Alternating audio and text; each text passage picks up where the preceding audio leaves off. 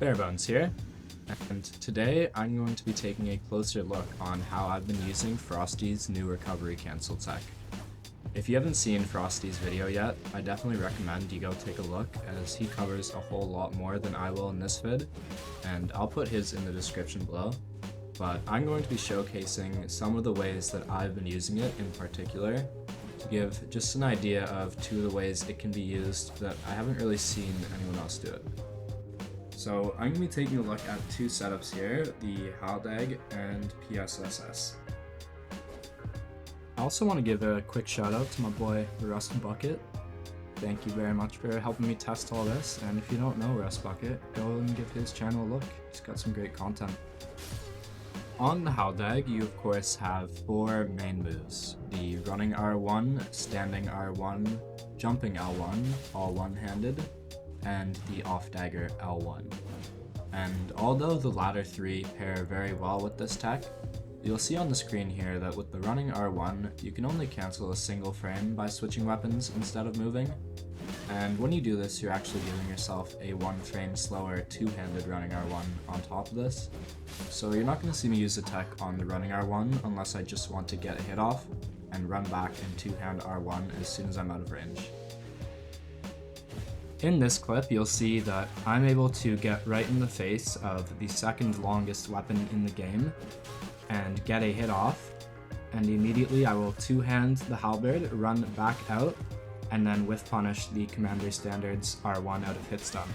And then of course I get blended in classic Barebones fashion, but we don't have to talk about that.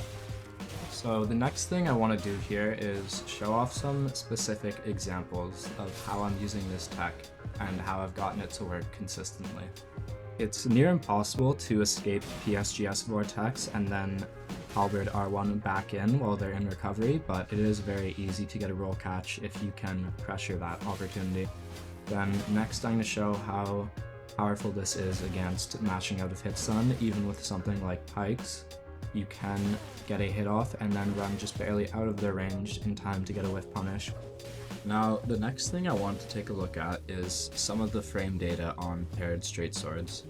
You'll see with the PSSS moveset, with all of the four main attacks, you are able to make a massive recovery cancel by switching weapons.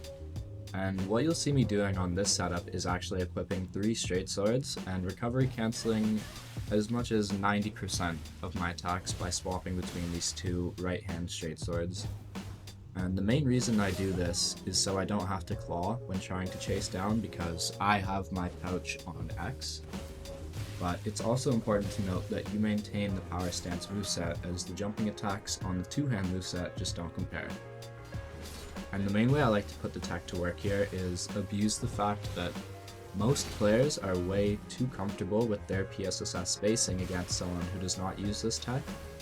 And so when you start putting it to work, they start getting hit with attacks that they were sure they pre-spaced and could never have gotten hit with without it.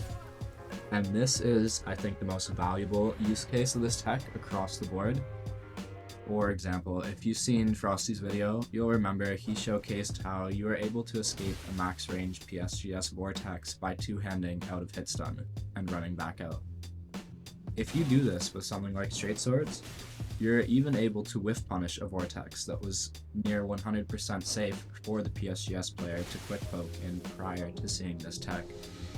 And so something I like to do is take advantage of that muscle memory, so to speak, as without the handy tech, that quick poke is always going to hit you unless you roll. Now, I've told you all of that, so I can tell you this. There's a good chance that ERPVP is going to ban this tech when it comes to swapping your weapon to an identical weapon class. And personally, I think that this is a good change.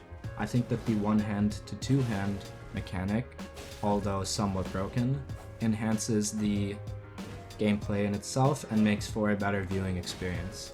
But with this option, with the swapping tech, I think it's just a unintended recovery cancel that is far better than crouch canceling, which is already quite strong, and it doesn't help the viewing experience at all, nor does it make for fair play when only one player is using it. And I'm curious what you guys think. Do you think this should be banned? Should they ban both of them, or do you think it's a fair mechanic that should stay in the comp scene? Let me know what you think in the comments. Other than that, I just want to say thanks for watching, hope you enjoyed. In the weeks to come, I'm hopefully going to get back on the grind, especially with the streaming. I've been super lacking lately, just been absolutely covered in work and school, but I'm going to try and make time for both more YouTube content and more consistent streaming on Twitch. And again, definitely make sure to check out both Frosty and Rustbucket's content if you haven't seen either of them. They both make some really great stuff here on YouTube.